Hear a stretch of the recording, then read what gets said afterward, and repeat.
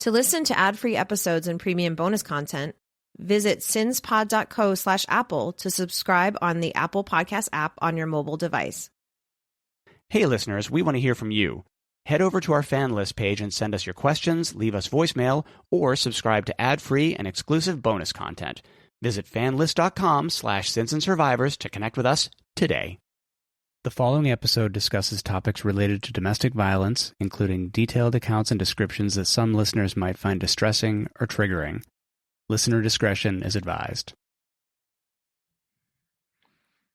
As of 2023, there are approximately 23,576 open missing person cases in the United States. Each year, more than 600,000 people are reported missing in the U.S. While a large number of these cases are resolved relatively quickly, a significant number remain open. For instance, in 2021, out of 521,705 reported missing person cases, more than 485,000 were resolved within the year. However, more than 20,000 missing person cases remained open. These figures demonstrate the complexity and scale of missing person cases in the United States, with a notable portion remaining unsolved each year.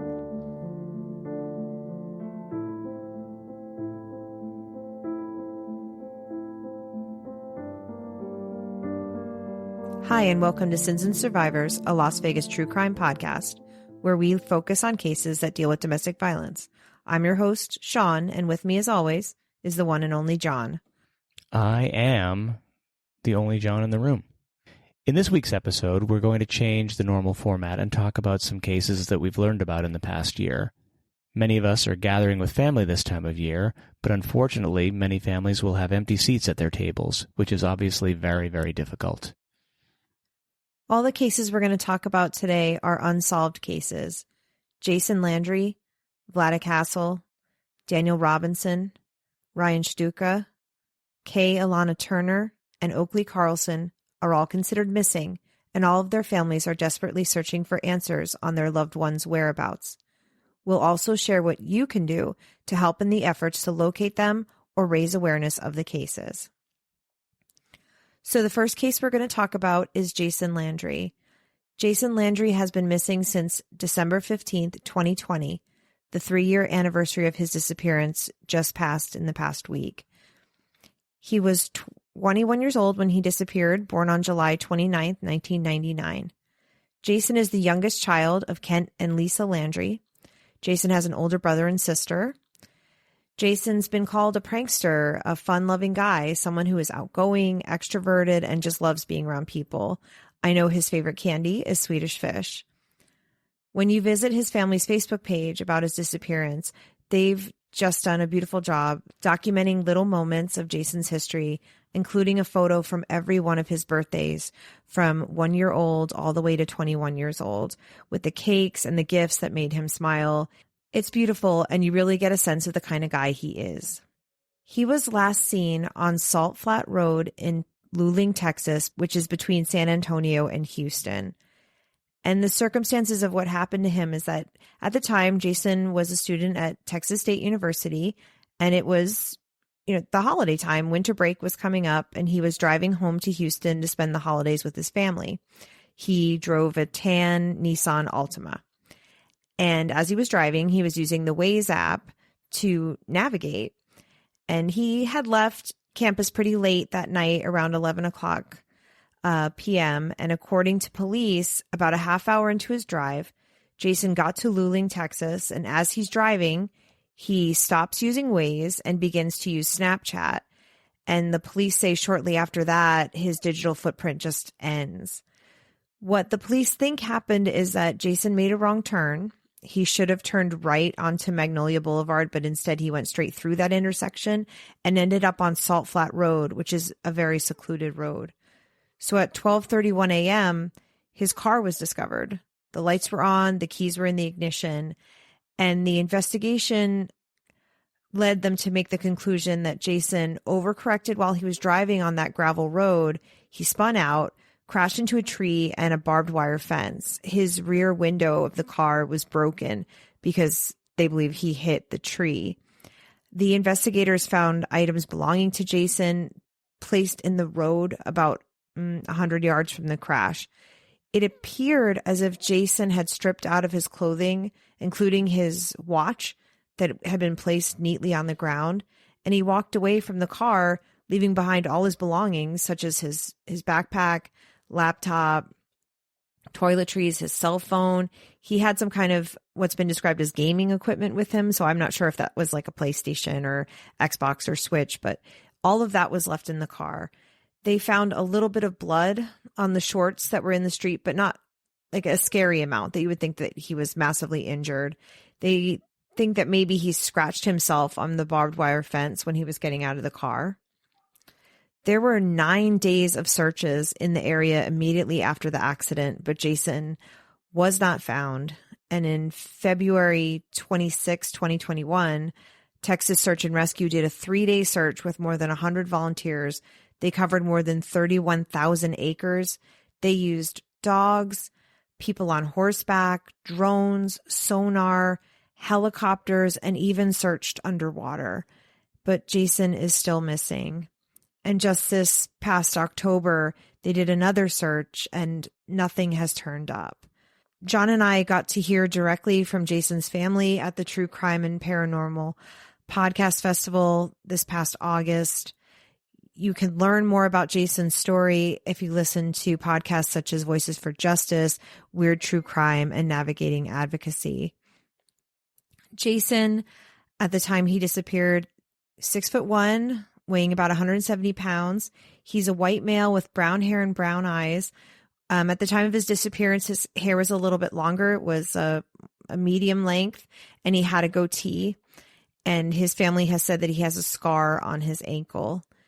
And his family is really asking for more leads. They need people to print and post up flyers of Jason wherever you get permission to post flyers. Or they recommend they have a QR link to their missing persons flyer. And they recommend you could print that out and put it maybe in your car window and people could see it and then scan it with their phone. And then they get a digital version of the flyer so they can share it with other people. The family and the community that surrounds Jason's family, they want to find Jason. They just endured the 3-year anniversary with no answers. So please, listeners, follow the Missing Person Jason Landry Facebook page and show this family some support. And if you know anything, the family is essentially begging you to leave a tip. You can leave an anonymous tip because they really want to find Jason. So next up, we'll talk about Brian Vladek Hasel. He never really went by Brian, so I'm just going to call him Vladek. So he has been missing since November 6th, 2021, and he was missing from Orlando, Florida. First, I want to give a little background about Vladek.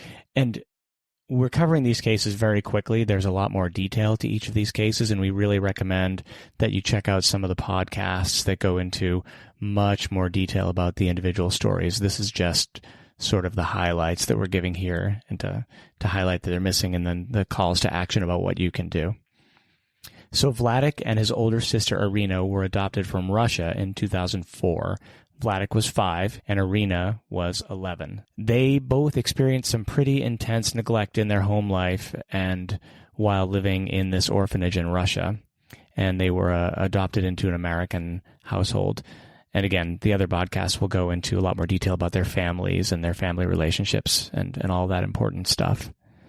Their adoptive parents divorced in 2011, which was extremely disruptive for him and his sister. And his sister actually ended up moving out after the divorce at only about age 16. And this was adding trauma onto what they had previously endured before they had been adopted.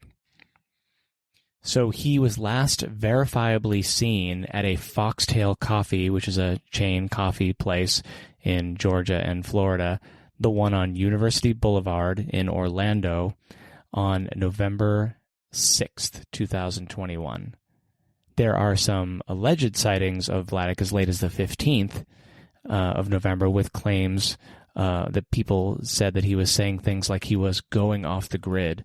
And one of the things that a couple of the podcasts that we listened to about Vladek mentioned, that he often talked about walking off into the woods, and he wanted to go live in the woods, and especially in his later years, getting closer and closer to 2021, he started talking about these things. He talked about living off the grid. He even talked at one point about walking away into the Appalachian Trail, which of course was very, very concerning to his family. He started acting quite differently in 2021, according to his family and from the interviews that I listened to. And he started doing things like giving away his possessions. At one point, he smashed his cell phone. And he also developed a fixation on heaven and had a bit of a focus on religion as well. So it seemed clear that he had some undiagnosed trauma from his background in Russia, absolutely. And also the divorce of his adoptive parents, and that he was experiencing some mental health challenges. And we first heard about his disappearance listening to the Vanish podcast. It's episode 353, so we really recommend you go check that out. It's over an hour long, and it goes into really an immense amount of detail, and they actually talk to a couple of his sisters about the case. Vladek was 5'8", between 210 and 230 pounds. He had dark blonde hair, blue eyes. The family is asking that you spread awareness by sharing his poster, and they say, and we agree, it doesn't really matter where you live. Sharing his poster on whether you print it out and put it up or you share it on your Facebook feed to raise awareness of his disappearance, get his picture out there. They also have a link tree that we will share in our show notes with helpful links. And if you have any information about Vladek's disappearance, please call the Orange County Sheriff's Office at 407-836-4357. Next, I want to talk about Daniel Robinson. I first heard about Daniel Robinson at CrimeCon in 2022. I actually was able to hear Daniel's father speak about Daniel's case, and I think that it's really important that we keep sharing it and keeping Daniel's name out there because he still has not been found. He's been missing since June 23rd, 2021, so it's been about 2.5 years. David was 24 years old at the time of his disappearance. He disappeared from Buckeye, Arizona, which is just west of Phoenix. Daniel is a geologist. So the day he went missing, he was at work. He was out at a work site in the desert near Buckeye, Arizona. And a coworker reported that he left the work site about 15 minutes after arriving. He was driving in his 2017 blue-gray Jeep Renegade, and he was heading out into the desert when he was last seen. On Tuesday, July 19th, 2021, Daniel's vehicle was found about 2.5 miles from the work site in a remote part of the desert. It was flipped over and in a ravine. His clothing was also found in the car. The airbags were deployed. His cell phone, his keys were also in the car. The Buckeye Police Department did a search by ground and drone, but no trace of Daniel was found.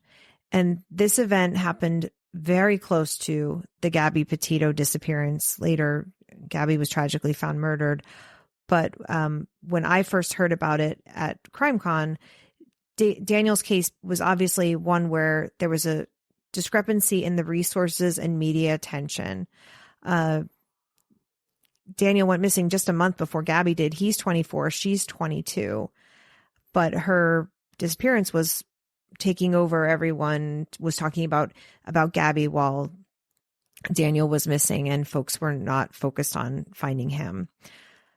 I got to hear, as I said, from Daniel's father. His father's name is David. Talk about his efforts to locate Daniel. He has poured his whole heart and soul into this. Other podcasts that have covered this in more detail, so you can hear and learn more about Daniel: Voices for Justice, Gen Y, many others. His family describes him as having a real sense of adventure.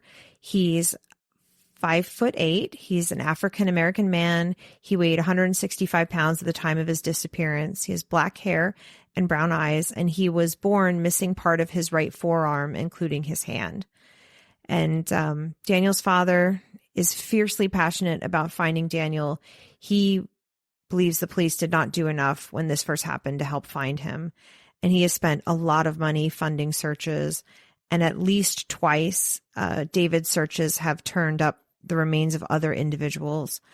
So he's in the right area. He's searching wherever he can, spending a lot of money doing this, and he could really use the support. He relocated to Arizona from his home in South Carolina because, as he says, he wants his boots on the ground looking for Daniel.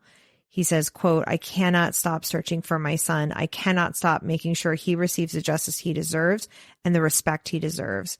So when you visit the website, pleasehelpfinddaniel.com, pleasehelpfinddaniel.com, you can donate to his GoFundMe that helps fund these private searches. You can sign up to search yourself or volunteer to help in other ways. And you can also print flyers. You can send, if you know anything about his disappearance, you can send in a tip on the website or call the tip line at 844-602-0660. And David has a YouTube channel where he shares information and updates on Daniel's case all the time. So I recommend you subscribe and take a look at that as well. So the next one is definitely a bit of a mystery. This is the story of Ryan Shtuka. So we really recommend listening to some of the great podcasts that have covered his disappearance, and I'll mention those in a minute. It's definitely a mystery, and it invites speculation. That's not really something that we engage in, but we recommend you go check those out for sure, and I'll list them in just a minute. So Ryan Shtuka was born March 17th, 1997, and he went missing from Sun Peaks Ski Resort in British Columbia in 2018, February 17th, 2018. And again, it's hard to overstate how weird this one is and how much of a mystery this one is. Ryan was working and living at Sun Peaks. He decided to work and live there and pursue his passion of snowboarding for a season. So one night he was out with his friends, and they were at what's called a silent disco, where everyone is listening to the same music on their headphones. But if you were to walk into the room, there's no music playing because it's just playing on everybody's headphones. Sounds like fun. I've never done it, but it sounds like it would be a lot of fun. So he went with his friends, and around between 1:30 and 2 a.m., they got up to leave, and they thought he was coming with them. They've said that they thought he was getting up, that he would be right behind them. And they headed up between 1:30 and 2 a.m. from this party. And when they got outside and they started walking home, they looked behind them, and he wasn't there. And he hasn't been seen since. There were people who showed up at the party at 2:30 or 2:30 or so in the morning, and they reported not seeing him there. There has never been any evidence of foul play. Important to note that this happened at a ski resort, and the night this happened, there was, I believe, 8 inches of snowfall that night. So again, this whole thing invites a lot of speculation, but it's an interesting one to look at how the ski resort is laid out and the very few places that he could possibly have gone in the course of that very small window of time. We first found out about this case from Haley Gray, amazing researcher. And the two podcasts that I listened to that covered it were True North, True Crime, which I love. They focus on true crime in Canada. Really great stuff, and do a lot of coverage of Indigenous people and disappearances, and Navigating Advocacy, another great one. So Ryan was 20 years old at the time of his disappearance. He was described as 6 feet tall, lean, athletic, about 180 pounds, which I guess you'd expect from a young guy that's living on a ski resort and snowboarding for a season. Totally get it.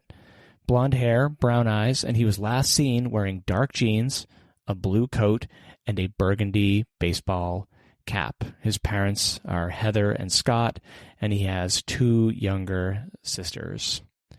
So the family is asking that, you, again, share his story. You can join the Facebook group, which we will share the link for. And if you have any information, you can contact the Kamloops Royal Canadian Mounted Police or Crime Stoppers with information. And another thing that will be participating in. His family really appreciates when Ryan liked dinosaurs. So they have this tradition where people travel with what they call a Shtukasaurus. It's a small green dinosaur, and you leave him places to raise awareness of Ryan's disappearance, and travel with him, takes photos with him, and it's just another way to spread the word.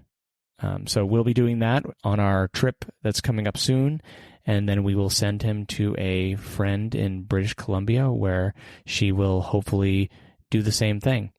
And we'll provide links just like the other ones so you can help the family out.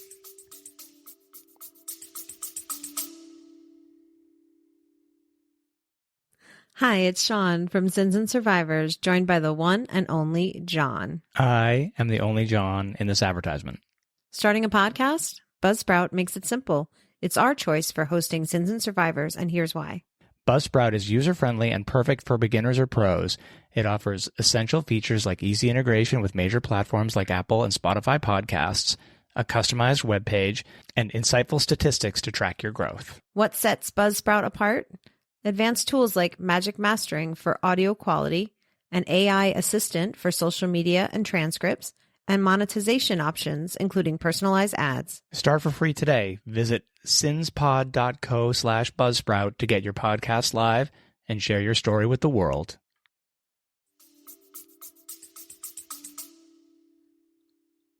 All right, the next case I'm going to talk about is Kay-Alana Turner. And as John said, when we came up with the idea for this episode, we asked our colleagues in the true crime community what cases they thought could use some more attention, that the families could use a little extra support. And there were so many names that were shared, but Kay-Alana came from the team at Weird True Crime. They asked us to include Kay-Alana's story, and we are happy to do so. Kay-Alana is missing actually relatively recently compared to these other cases. She's only been missing since March 10th, 2023. So it hasn't even been a year.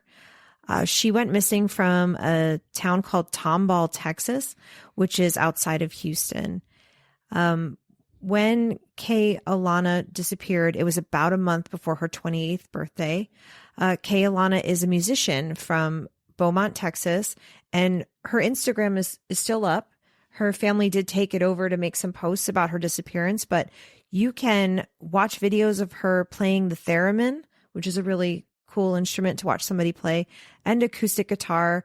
I watched a couple videos of her covering No Doubt and the Bleachers. She's really talented, really charming, and I hope you check out her Instagram because I think she's got this great personality. So on the evening of March 9th, 2023, Kay-Alana was staying at a friend's house. Her friend's name is Brittany, and she lives in Silsbee, Texas. So for reference, this is about an hour and a half northeast of Houston and about 100 miles from Tomball, Texas, where Kay-Alana was last seen. So on the morning of March 10th, Brittany, the friend, leaves for work, and she assumes that Kay-Alana is just, still in bed sleeping. But later that morning, Kay-Alana is seen on the doorbell camera walking in front of Brittany's house and knocking on the door and looking very confused. And Brittany doesn't know why she didn't just go back in the house because Kay-Alana knew the code to the door. It had been the same for years. So Kay-Alana knocked on other doors in the neighborhood. She was seen on other Ring cameras going door to door in the neighborhood, knocking on the door. And then Kay-Alana got into her car and drove off. And Brittany and Kay-Alana's boyfriend both tried to contact her, but there was a lot of confusion and just kind of contradictory communication between the three of them. We don't need to go into all those details, but her family has mentioned that Kay-Alana had begun taking some new medication, and it's possible that she hadn't slept in a few days, which may sort of explain how she was a little bit confused or disoriented. So that day, Kay-Alana contacted a friend that lives in Austin, Texas, and she asked for directions to his house.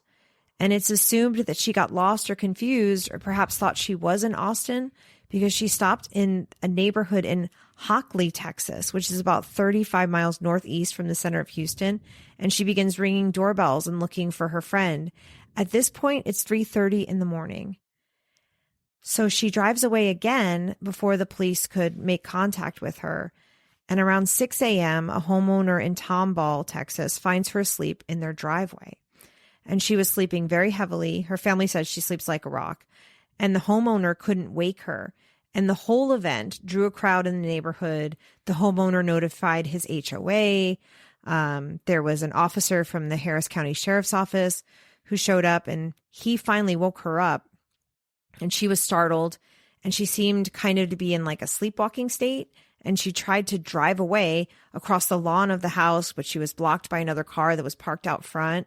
And so the officer used a 2x4 to break the window in an attempt to get control of the car. So this obviously frightened Kay-Alana even more. She drove through a pasture and into the woods about a half a mile, and then her car got stuck in the mud, and she just got out and went on foot. She left behind her phone and her purse. She made it to a creek called Spring Creek. She left her shoes behind as she crossed the creek on a log, and it's been noted that her shoes were full of the glass from the broken window. She ran through another person's pasture and a yard and likely made it to Decker Prairie Rose Hill Road. So she ran across these pastures in the woods and into like another residential area. The police used a helicopter to try and locate her or her heat signature, but they couldn't. Her parents reported her missing, but the police initially canceled the missing persons report and listed her as a fugitive instead because she had ran from the police, which delayed searches. She is listed as a missing person now, but her family and I believe that that shouldn't have ever happened. As of now, there are no leads, but it's possible that when she reached the road that she may have hitchhiked, gotten a ride from someone. You can hear more about this case on the Vanished podcast or Missing. Even Crawlspace did an episode on Kay-Alana. She has brown hair. In the photos her hair, that I saw, her hair is very long and straight, and she has blue eyes. She's 5'4" and weighs about 115, 120. She's 28 years old, and when she was last seen, she was wearing a hot pink maxi dress, or what some described as a hot pink gown, and she had no shoes on. She has multiple tattoos, including the number 12 above a red bow on her right collarbone and the phrase, "Jesus lived and died for all your sins. Damn right, he'll rise again," on her back. Again, she was last seen near Decker Prairie Rose Hill Road, which is near Highway 249, which crosses over into Montgomery County, Texas. So her family, they are facing their first holiday season without her. They have posted on Kay-Alana's Facebook page that Kay loved Christmas. She kept it in her heart all year long, and that she was always looking for ways to do something good for someone and help someone in need. They are having a very hard time keeping their traditions going this year. You can help them out by printing and distributing flyers, liking their Facebook page, and donating to their GoFundMe. And all the links will be in the show notes. The last one we're going to talk about is Oakley Carlson. We're doing a special feed drop episode next week where we're going to have True Crime Cases with Lainey's episode on Oakley Carlson in our feed. So Lainey did an amazing job talking about Oakley's case. She goes into a great deal of detail about the case. So please come back for that next week and listen to that. Get all the details. So Oakley Carlson was born on December 6th, 2016 in Oakville, Washington, and she has been missing since February 10th, 2021. And again, we're going to keep it high level here. She was born to her biological parents, Jordan Bowers and Andrew Carlson, and her parents have a long history of substance abuse, and Andrew has a history of domestic violence. He was booked for assault and domestic violence in 2018 after Oakley had been removed from their care. Oakley was fostered by Jamie Joe and Eric Hiles and lived with them for 2 years. The Hiles home, unlike Jordan and Andrew's home, was an extremely loving and supportive environment for Oakley, and the Hiles had set in motion actually adopting her. Unfortunately, though, she was returned to her biological parents despite an absolutely staggering array of red flags going on in the home. And by 2020, her biological parents kept her from the Hiles entirely, and we really know nothing about what happened that year. There were several incidents as late as December 2020 where, after Oakley had been returned to her parents' care, it was reported that she did not look well. She looked very pale. And February 10th, 2021 was the last credible sighting of Oakley. 6 months later, Andrew reported a fire in their home on November 6, 2021. It was very weird. He called the fire department, but said they didn't need a response. He just wanted it on the record for insurance, and he blamed Oakley for the fire. So between then and now, several CPS reports were filed by the Hiles and ignored. Oakley's elementary school principal, Jessica, did some investigating and got the sense that something was very, very wrong, and she was very understandably concerned that she hadn't seen Oakley in a long time. Eventually, Jordan and Andrew were booked for obstruction of justice and on suspicion of manslaughter. There were blood spatters found in the home, and they were also charged with neglect for not giving their children vital medications. Various interviews with their other children led the police to believe that Oakley had been murdered. Andrew was given 12 months in prison, but was released early, and Jordan was given 20 months in prison.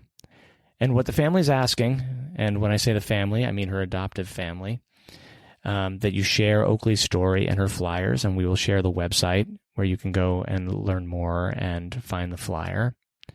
And join the Oakley Carlson Oakville, Washington Facebook group. And donate to the reward fund, too. There's currently, I think, an $85,000 reward for information leading to information about what happened to Oakley. And you can also voice your opinion to the Washington DCYF Secretary, Ross Hunter, and we will provide his email address for that. These are just a few of the many stories that are out there. Navigating Advocacy dedicated their entire month of December to covering a different missing person each day. They asked us to cover the Caleb Deal case, which I felt we couldn't do well in this short format we're doing for this episode, but we will add the link to the Bring Caleb Home Facebook page and to Navigating Advocacy's episode on him as well. Our friends at P&W Haunts and Homicides covered the Highway of Tears, story of missing and murdered Indigenous women in that area. The reports of how many women have been murdered or went missing in this area is at least 40. And the Wikipedia article I looked at real quick lists well over 60 women ranging in age from infant to 89 years old going missing along the highway from 1970 until today. And we're hoping to collaborate with P&W in the new year on a special episode on missing and murdered Indigenous women. Leon Lorelis' family, Gabby Petito's family, Katie Palmer's family, Alyssa Turney's family, and of course to the families of the cases we've covered this year, Camille Dardanes-Dotson, Tiffany Booth, Tabitha Tozy, Fukeo Dej Odom and her children, and Mason Dominguez's family, too. In just a few months, Maura Murray's family will mark the 20-year anniversary of her still unsolved disappearance. Shaun and I will be taking a break next week, but we will be bringing you true crime stories with Lainey's episode on Oakley. We just started this podcast journey, and we appreciate the connections we have made so far. And we want to say thank you to our podcast colleagues who are passionate about justice for families and keep these names out there and support these families in their darkest times. As we say, what happens here happens everywhere. Thanks as always for listening, and we wish you all the best in 2024.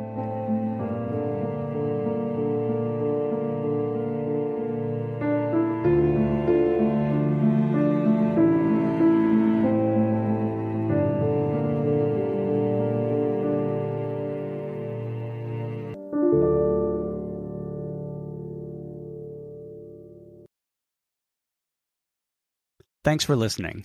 Visit sinspod.co/subscribe for exclusive bonus content and to listen ad-free. Remember to like and follow us on Instagram, Facebook, TikTok, and Threads at Sins and Survivors. If you're enjoying the podcast, please leave us a review on your podcast platform of choice. You can contact us at questions@sinsandsurvivors.com. If you or someone you know is affected by domestic violence or needs support, please reach out to local resources or the National Domestic Violence Hotline. A list of resources is available on our website, sinsandsurvivors.com. Sins and Survivors, a Las Vegas true crime podcast, is researched, written, and produced by your hosts, Shaun and John.